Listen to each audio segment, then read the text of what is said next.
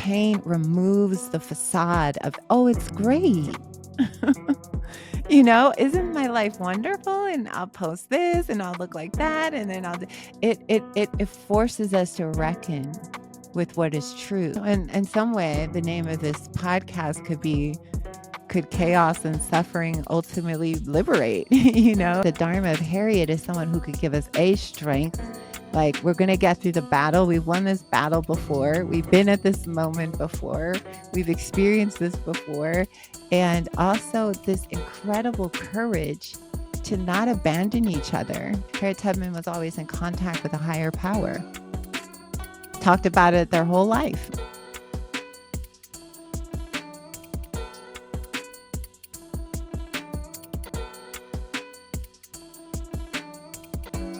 Hi, Spring. Welcome to the Philosophy of Now. Thank you so much for joining us today. Thank you. I'm so happy to be here.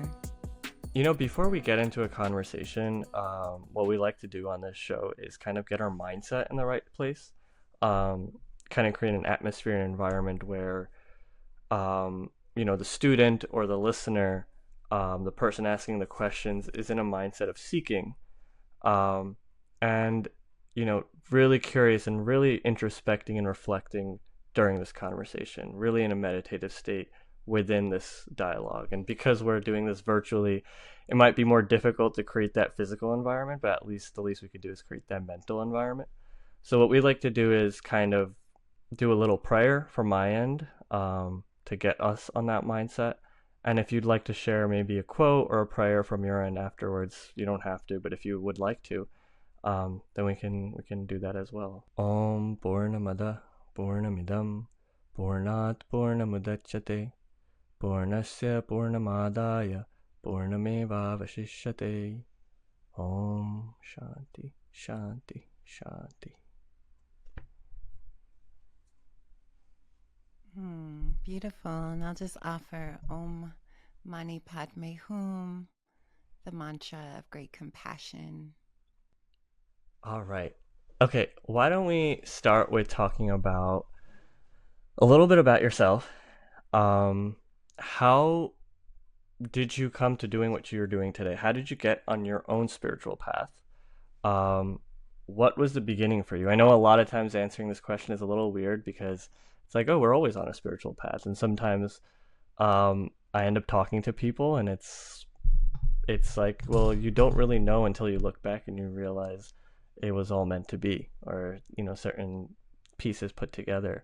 So tell us a little bit maybe about your childhood, and were you always driven to a spiritual path? Were you always driven to walk on a more meaningful life, or when did it click for you? Yeah, I mean, those questions are so profound because it's now that I'm at an older age, it's like, wow, you can really see the whole journey through the lens of synchronicity and magic. And so, yeah, I write a lot about this in my first book, A Fierce Heart. And, I just grew up in East Long Beach. I was born there, and my parents had all this trauma, and they were separating, getting divorced when I was coming into the world. And so there was early on, there was just a lot of suffering and poverty. And I think as a child, I had a deeply compassionate nature. Like, seeing other people suffering was kind of unbearable for me. Mm, I felt this deep confusion around it. Like, why are people crying, or why are people angry, or why are people screaming, and why is this so hard? And so I think I grew up with just looking around at the adults and the society and feeling just deep longing to do something, or to, like, I don't understand where this is coming from. And most of the adults around me, they didn't have that many answers. I remember my mother used to say, life's a bitch and then you die. I mean, that was like the great mantra that and I was like, this can't be right. This can't be all there is. And so I grew up, with this sense of wanting to make, meaning, but getting swept up in all of the dramas and traumas and trying to belong and fit in. And it was when I was a teenager that I really had a tremendous shift. I went through a deep depression and I sort of pulled myself out of it. And by then, my parents were gone. My father had been gone for years, and my mother was in an abusive relationship. So I had to leave my house as a teenager and sort of take refuge with a family friend at that time.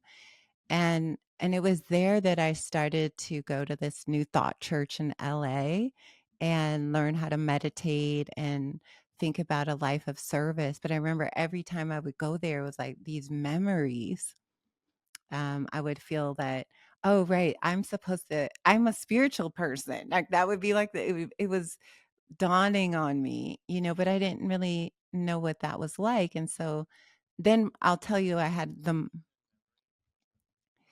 well, like, it was when you're in when you're in a community of people and they're praying together and they have really good hearts, it kind of can remind you of what you'd forgotten about yourself. Mm. It's like the sounds of it's like people often have that when they first meditate. Some people have like a kind of an awakening experience, like, oh my God, I've done this before. It's like these heart memories. It's like the somatics in the body. It starts to remember your higher purpose. That it is, you're right. It's not just trauma and pain and suffering, but you have a reason for being here, because I think that's what a lot of people struggle with, is like, what am I supposed to do here? Have all this time.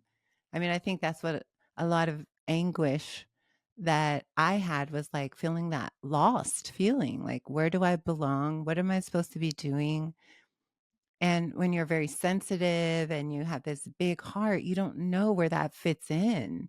And so a lot of it was influenced by that. And then the last thing I'll say was, when I was 22, 23, somebody left a book on my dining room table.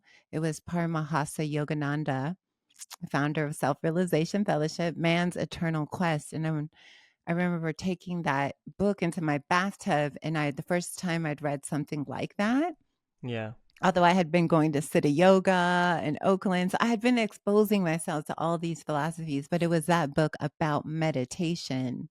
Mm. The whole book was like, you're here to meditate. And then I began to practice that. Something really, it was definitely like an awakening for me of, oh, I am clearly a spiritual person. And then after that, I just let go of my other way of living completely. Wow. And on that, like what was like the sort of domino effect that resulted in that? Like what did you do afterwards, that after that sort of reading um and the experience of meditation that you've had? Yeah, well, the first thing I began to do, and people have to understand, this was so long ago. There weren't apps, there weren't, Right. we weren't even Yeah. on the internet, I mean, it's hard to imagine. Like, there was only a few spiritual books. They weren't, you had to look for this information really deeply. You had to, Mm-hmm. you Mm-hmm. know, dig for it. And after that, I just remember that I started to search for a teacher. I started reading all the books in the Self Realization Fellowship lineage about meditation, about um, spiritual living from this perspective. From a more mystical, from a meditation yoga perspective. And that resonated with me. It was like I'd found my home. That feeling of like, because I'd been looking at all the philosophies going, well, I don't know, that doesn't fit. All my family were Christians. I went to those churches, although I deeply appreciated it. It didn't feel like my spiritual home. Um, and I knew I needed to work with my mind. And that is the biggest thing, because I would always say to people, something's wrong with our thoughts. No, I had got to that, level. Like, our thinking is not clear. That's why we hurt each other. That's why we don't love each other. That's why it's so hard. Like, we have a thinking problem, but I didn't know how to get beyond that just insight. So when you realized, right, when you I don't know if that happened to you logically, or was that, was this breakdown of happiness and where I'm going to find happiness sort of a natural thing that you just move towards, right? Like you have the option to go towards a materialistic life. You probably see the have-nots and the haves, and you're like, well, the people, if you don't have, that means you're not happy, and if you have, then you can live a more joyful life, which is, I don't want to put a percentage to it, but that is majority of human beings and how we think. That okay, if I get this, if I live the American dream, I will. It's a dream for a reason. It's not a nightmare. It is a happy life, or if it's a family life, or if it's a career based life, or whatever it might be. But how did you break down for yourself that a materialistic, a worldly, sort of a sense based lifestyle where I move where my senses take me, I move towards what I don't have, is not what's going to give me happiness? Yeah, that's a really important question, and I think for me I was in a unique situation because at that time where I really was having a lot of spiritual awakening, although I didn't know it in this compassion, I was living in South Central LA at the height of a gang. I guess I would call it an epidemic. It still goes on, but there was something about it in the 90s that was just on the whole other level of Mm-hmm. violence, Mm-hmm. right? And I remember everybody was trying to get money and everybody was hustling, and that was sort of the modeling that I was seeing. I saw this other model, of course you go to college and then the American dream where there's this urban dream. Mm-hmm. We're going to be hip hop stars. We're going to be Yeah, yeah. again, this is before Right. YouTube influencers, but everyone wanted to be an influencer of some kind. But what I Those were the saw, influencers of the yeah, time. we were Yeah. influencing in some way, and I remember I wanted to be a performer, and I was following that, right? But what happened was all of my friends started getting killed, and the danger and the sorrow and the police brutality, it was like in pursuit of that, the greed, and it always hurt my heart beyond measure when I saw human beings hurting other human beings. And I started to see that. Rather it was women being battered or kids being abandoned or the suffering of people on drugs and being sold drugs. Like the whole thing reached a kind of crescendo of revulsion for me, my spirit. And I just remember praying, like, this isn't the path I want to follow. I'd rather have nothing than and be in any way involved in doing anything that harms other beings, that dishonors other beings. And that was a very deep ethical thread that was hard to articulate, but I remember my friends used to always be like, "Oh, Spring's so soft-hearted." They would say it like I had a disease a little bit. She's tender-hearted. You can't, and it was like, Right, right. and I remember being like, "Okay, there has to be a ticket out of this reality. This is one version." I kind of knew it. So for me, getting on the spiritual path was just like, oh, this is my community. People who are committed to being a loving person, transforming their mind, living a life of service, right? I was like, oh, that was my big awakening. Like, oh, I don't really go fit here anymore. This is where I fit. So for me, upon discovering that there was whole communities of people committed to ashram living and meditation and yoga as a life, I just committed to it without even a hesitation. It wasn't even about the material.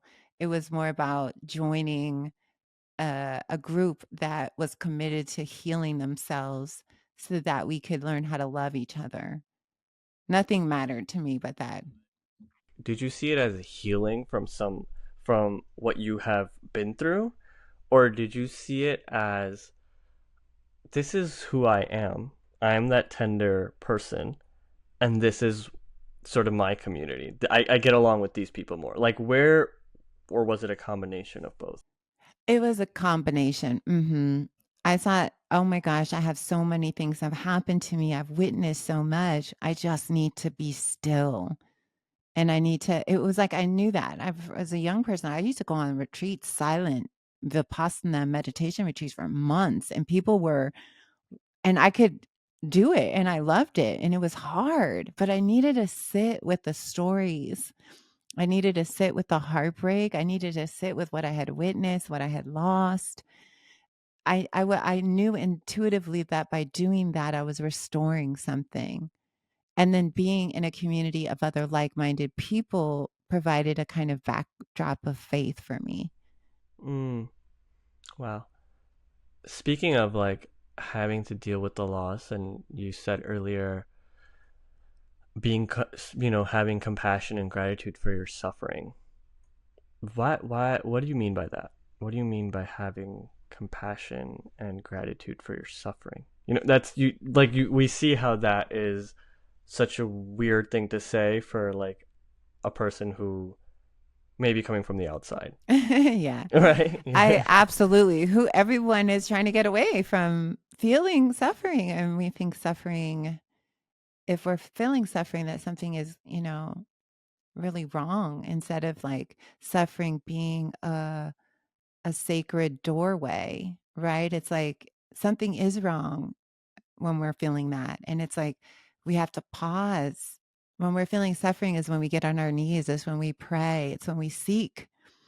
If there's no suffering, sometimes we get lost in the maya of it all, right? It's just all so pleasant, pleasant, nothing's happening. And I don't believe that's a permanent state, as we know, right? It's like we all have the Buddha said the 10,000 joys and the 10,000 sorrows. I feel like I have my 10,000 sorrows like earlier on.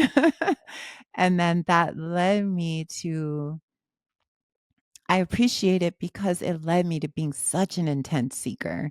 I mean, it wasn't just the meditation and retreat after retreat and blessings. And it was like I did everything. It took me to the jungle and back again, understanding trauma and belief systems. And, it was just, it's been the backdrop of my life, suffering and how to find joy, how to awaken to joy, how to understand it, like what creates it, how to react to it, how to How alleviate does it. that how does it do that? Like, can you break that down for us? Like, how does really approaching your suffering head on and like Mhm. understanding it, how does that lead to joy?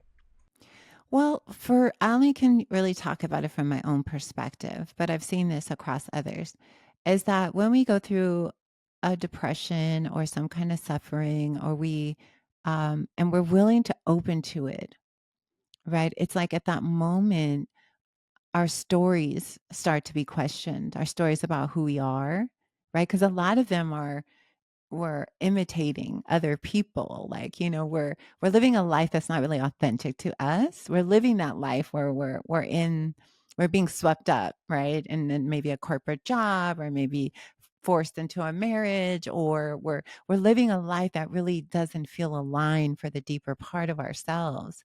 So often the suffering comes as a kind of removal of the mask, right? Pain removes the facade of, oh, it's great.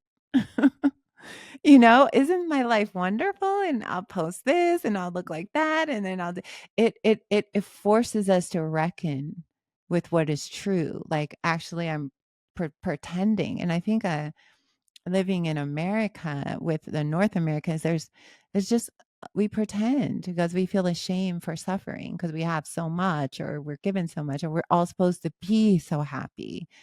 But we all know that there's this undercurrent, you know, of anger and rage and dissatisfaction, but we don't really want to deal with that, like the deeper meanings of that, or go into it. So, but every time I go into the depths of something, every time I have a dark night of the soul and I really dive into it, something does die. And usually it's some kind of mask that I'm wearing. There's some kind of, yeah, that's all I can, the inauthentic parts, the lies we tell ourselves, it all starts to fade away, and it's heartbreaking. So that that facade that we've created of or suppression of the sorrow goes away. But the sorrow doesn't. or does it? I'm Well, genuinely yeah, the curious. Yeah. sorrow does. The sorrow does, depending on what we do in those moments. Do we feed it, the sorrow, or do we let it open us and tenderize us? It depends on how we react, because sometimes people react to their suffering with violence, and sometimes people react to it with deep compassion. And that compassion is what becomes the balm that wakes us up, right? The compassion for like all beings suffer, right? And here I am, and it can, when we get into the place of feeling the compassion, that's what can be the spiritual fuel that becomes the ground of awakening. Most people, like, I think you had a great blessing of being born into a family of practitioners, and but a lot of people, they're not, right? And so the suffering actually, it's like it peels the layer off the top, and then they can see their own true nature. And it's like, and a lot of our healing, our journey, most people come to it from a place of total despair. Yeah. You know, they pull up to retreat centers in an ambulance, like a spiritual ambulance, like, "Help, everything's going wrong. Oh, Get me I out of love that this," right? metaphor. We don't Yeah. usually come when we're all joy and love. We come when we're like, "I'm brokenhearted. Everything's falling apart," right? That's the benefit of suffering. Right? Mm. We turn to our higher self. We look for answers, real answers. Not everybody, but that can be the beautiful catalyst. Other people can shut down and become violent and obviously turn to blame and go down the rabbit hole of just creating more suffering instead of trying to end it. You spoke about being present and how that helps, and reminding your mind to remain present. Don't leave it unattended. And I think where you mean by that, or what you're getting at there, is the mind has a natural tendency to linger on the past or worry about the future, right? Absolutely. Right, Or and kind of be ruminate on all of the what's being amplified, the words, the rhetoric, the hatred, right? It starts to get into our clothes, it starts to get into our rug, it starts to get into our hair, right? And next thing you know, we're saying it, we're repeating it, we're, right. you know. So then, what do you mean by remaining present? How is that different from any of those, the any of the other things that the mind can possibly do? Well, I think it's to remain present so that you know what what recording you're listening to. What is your background track at any one moment? Am I playing the destruction one? And you'll notice that now right away. Your body will start to feel that. Or am I resting in the moment and just trusting that there is a higher power and that everything, I believe, happens lawfully, even though it's like, how could this happen? But I do believe on some higher level that everything unfolds due to causes and conditions. I know everybody is looking for blame. And I also want to acknowledge that some people might listen to this and feel delighted at the outcome, right? And there is that. There's half of people are having barbecues today. You know what I mean? And they're like, yay, and they feel that freedom is has been won, and there's such, so when I talk about this, and I'll say this about, on a shamanic level, I want to just mention, like, I hold this differently in different levels, like, and we all have our theory, but on a shamanic level, I really do think that there is a separation, and this reminds me a lot of Chogyam Trungpa when he used to talk about Shambhala and the prophecy of Shambhala, which is this like kind of 5D realm, a higher dimensional realm. And what happens is the Shambhala warriors rise up, right? And there's such a schism. Like we're Can you explain living. what that is? Sorry, y- I'm y- not totally familiar. Yeah. Yeah, the Shambhala in the Chogyam Trungpa is a Tibetan teacher, and this is just one way. This is like, all of us at this period in our lives, we're trying to make sense of this, both in our bodies and our hearts, and even archetypally. Like they call it what, the Kali Yuga, right? Mm, Like we're in the mm-hmm. dark age. The Mayans have a prophecy, right? They were saying 2012 it would begin this huge unraveling, right? And so we have these prophecies, and I do think that there is something, because we are living in such alternate realities, that there is going to be a moment where these don't coincide, right? And there is this shifting right now, something happening. There is a shift to the gray turning. And it's like, are we going to become a life sustaining society based on compassion, understanding the truth of interdependence? Or are we going to go down this other track? And so Shambhala is just a prophecy that Chogyam Trungpa wrote about, and he was very passionate about. And he said it will get so bad, that the Shambhala warriors like raise up and they open these portals up. And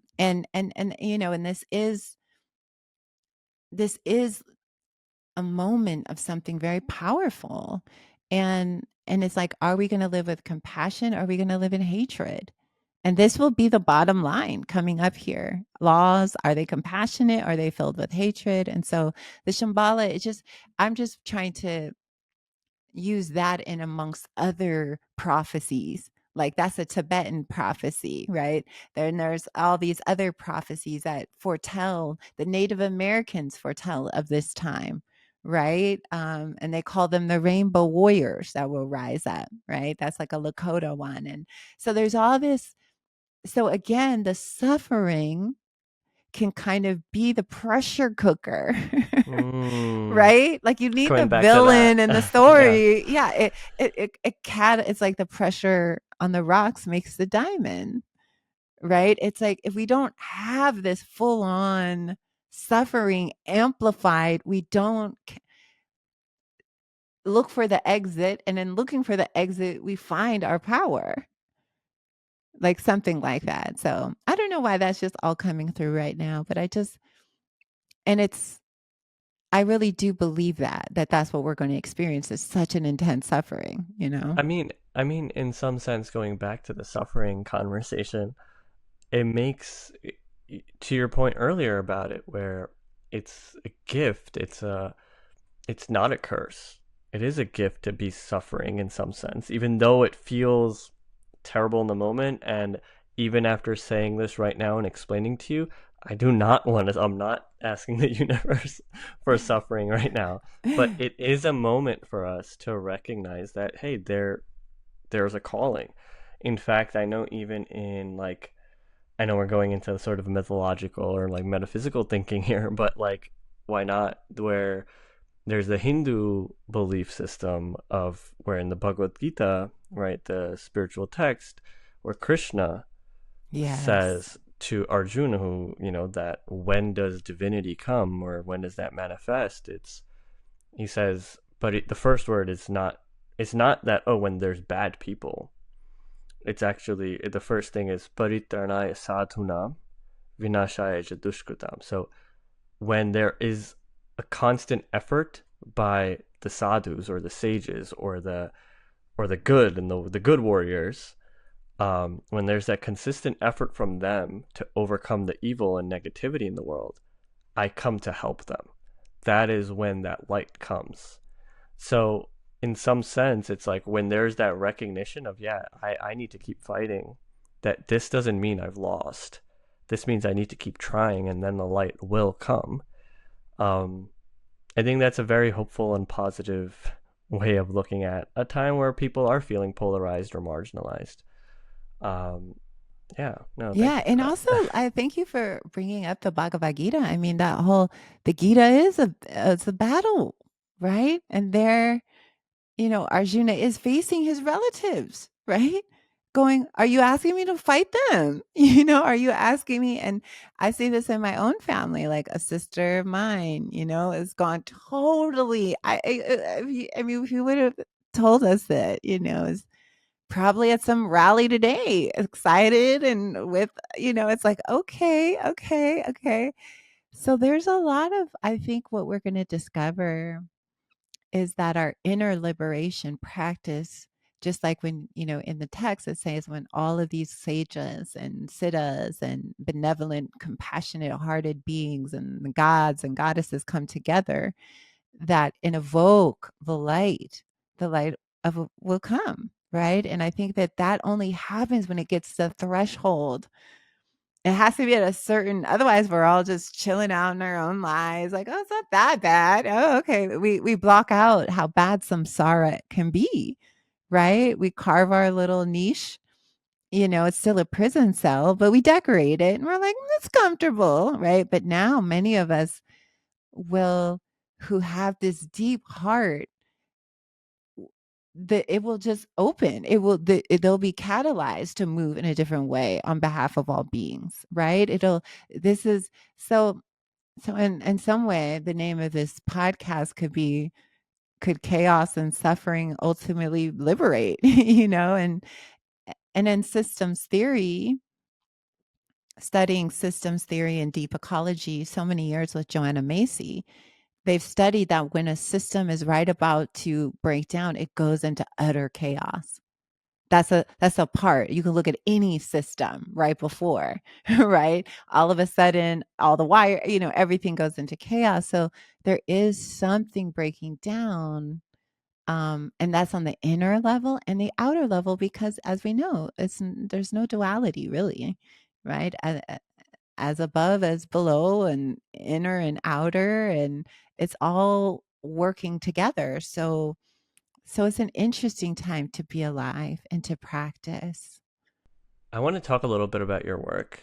Mhm. And one of the things that I think stood out or fascinates me, and I'm just like curious to know more about, because this is all relevant. It's all coming back to this. Um, is sort of the Harriet Tubman Dharma, or the Dharma of Harriet Tubman that you speak of. Can you elaborate on that? Because this is very unique and very mind blowing for me. But I want to hear in your own words. Well, I think right now, like the Dharma of Harriet Tubman and the book that I wrote a couple of years ago now, The Spirit of Harriet Tubman Awakening. And I really see Harriet Tubman like a deity. And like one of the Hindu gods or the deities. And when we want obstacles removed, who do we call, right? Ganesha, right? We need wealth, Lakshmi, we need this, we need that. We go and we do practices. And that's the same in the Tibetan tradition, right? Tibetan Buddhism, when we want to, we need protection, Mahakala, we need the sword of wisdom, Manjushri, devotion and love, Tara. We have these energies that we work with.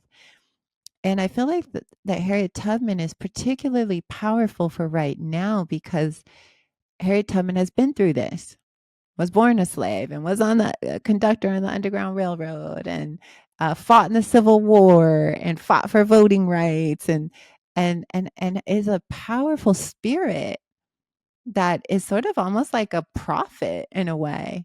And they're back in consciousness. And I feel like what their gift is the ability to stay strong with this particular type of suffering, which is racism. Right? It's its own, it's just hatred, but it's a unique blend of it. Right? It's a deep woven one in the foundation of this country. It's like at the crack in the ground is sort of like based on this, right? And so, and as this energy is erupting, we don't know. We don't have any of these deities. So I think the Dharma of Harriet is someone who could give us a strength. Like, we're going to get through the battle. We've won this battle before. We've been at this moment before. We've experienced this before. And also this incredible courage to not abandon each other. There was a real unifying spirit, and that sort of to me represents the Dharma. And also this mysticism that Harriet Tubman was always in contact with a higher power, Hmm, talked about it their whole life, right? really? Listening to a steady stream of divine, protection and guidance, and go here, don't, yeah, it was very Oh, I didn't much. know this. Oh Okay. yeah, yeah. I Can write you speak all a little about bit? this. Yeah, can you Hmm. speak a little bit about that, like that part of it? Yeah. So Harriet Tubman had had an experience when they were a child of getting hit in the head by having this accident. Well, it wasn't an accident. It was a slave owner was chasing someone, and she wouldn't help, and he threw a weight, like a huge weight, and hit her in the head, and she went into this other realm. Right? They brought her, carried her back, but her head was all open. There was a wound. I thought she was going to die, and they just left her on the floor because they all had to go to work and they didn't know what to do. So she laid there for 2 days going journeying basically in the all in the realms and anyway, she came back, and ever since then she became a devoted practitioner. If you read the early texts, her first book that was written about her, she talks about having an unbroken prayer. That when I was cleaning for God. When I was walking. So there was this mindfulness kind of power. And she talked about throughout her entire life that and she had what they call narcolepsy. They didn't know what happened to her. She would just all of a sudden stand there and then pass out. But every time she would wake up, she would have these like divine premonitions. Like she knew she was going to leave. And even when she was conducting people on the Underground Railroad, she would pass out in the middle of the forest for a few minutes, wake up and go, "We're going the wrong way. We have to go this direction." And she would No always say, way. yeah, yeah. She, Wow. her whole life, Why and didn't she they? First of all, knew why didn't they teach us this stuff? This is. because it's the battle over history. This is what we're battling, African American history. We're trying to get these stories that, this is part of the. Yeah, so I write all about the spirit of Harriet Tubman, and she's our ancestor. She's like an American ancestor and very heroic. And she also was a general, the first Black woman to lead her own military raids. That's also written out, all her military achievements, like, yeah, she fought for the Union, and then the second part of her life fought for the 13th Amendment, which was voting rights for women, nonstop. And so, so but there was this tremendous love, right? Like, and this care about other people. Like, I will not let them, and being an Underground Railroad agent meant she was leading people out of slavery, literally leading them out across into Philadelphia and Canada. She rescued all her family. So she's a icon of perseverance and compassion and strength, right? And not to be underestimated. It was this tiny, she was only about 100-pound Black woman covered in scars, didn't read or write. People discounted her, and she was this force, and so that's also something that the people overlooked among us can be the ones that rise up. So, I mean, that is really amazing. I first of all, like I said, really upset that we don't learn these things. I know. And second of all, I it's so inspirational. Um, and I'm sure she is for countless people, especially in the perspective and lens that you've presented her. Um, I wonder also in the sense of like you relate it to deities being able to tap into certain energies, right, or certain characters or certain Yes. beings, certain manifestations of whatever divinity, whatever spiritual truth you believe in. Do you see Harriet Tubman as one of those type of manifestations, a Yeah, deifying manifest? Oh, you I do. do. Okay, I absolutely very do. interesting. Okay, And I can you think, elaborate on that? yeah, Yeah. I think Harriet Tubman, and I think a lot of people don't know that much about Harriet Tubman just because the very little of spoken in African American history. I mean, first of all, Harriet Tubman was a rebel. She ran away from slavery. She was wanted. She was a fugitive. So she represents everything about this American journey, running away from this oppression and but she was dangerous to people. Her nickname was Moses, but she was on the run for 10 years and breaking laws left and right. She was going all over plantations, taking people out, caravanning them out to Philadelphia, New York City, into the free states. However, I think that even in the time that Harriet Tubman was leading was a conductor on the Underground Railroad. She didn't just inspire the people that she took, she became a legend. They were calling her Black Moses, right? Moses in the Bible being the great liberator, and so she, even though she only took, a certain amount of people out, literally, she inspired the 4 million people who were in bondage then to follow her. Right? It was like she became this legendary figure on the plantations and all the people who are in bondage. Like, there's this Black Moses taking people to freedom. Well, we gotta go, right? It was like, so it was consciousness. So what Harriet Tubman is working like with all these deities, they work through the consciousness, they work through mind. Like, if I need something, right behind me is Kuan Yin, right? I feel that energy. I evoke that energy. It's just like you evoke the energy of your grandmother who's in the spirit world. Probably at times you feel her watching over you or protecting you, or you might feel, it's like we're spirit. We're not solid. That's science. Some people I think this is out there. Well, try reading science right now, right? It's like way more out there than what we're talking about, right? Um, so Harriet Tubman has always been a force that worked through the mind. Throughout her whole life, she represented an icon and inspired many people. And just because she doesn't have a physical body anymore doesn't mean she's out of the picture. In fact, she has a great passion to see the work that she did here finish.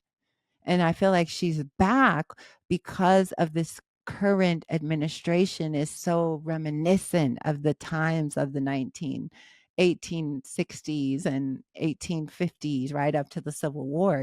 This like this is a battle that's not over. Even Dr. Martin Luther King said that, like, we're going to get there, but I won't get there with you, but we're going to get there one day, right? That was his like last speech on this planet, right? The work isn't done yet. So Harriet Tubman, for those who feel like this heartbreak around this particular stream of hatred that has to do with people's bodies and ethnicities and genders, and it's so painful.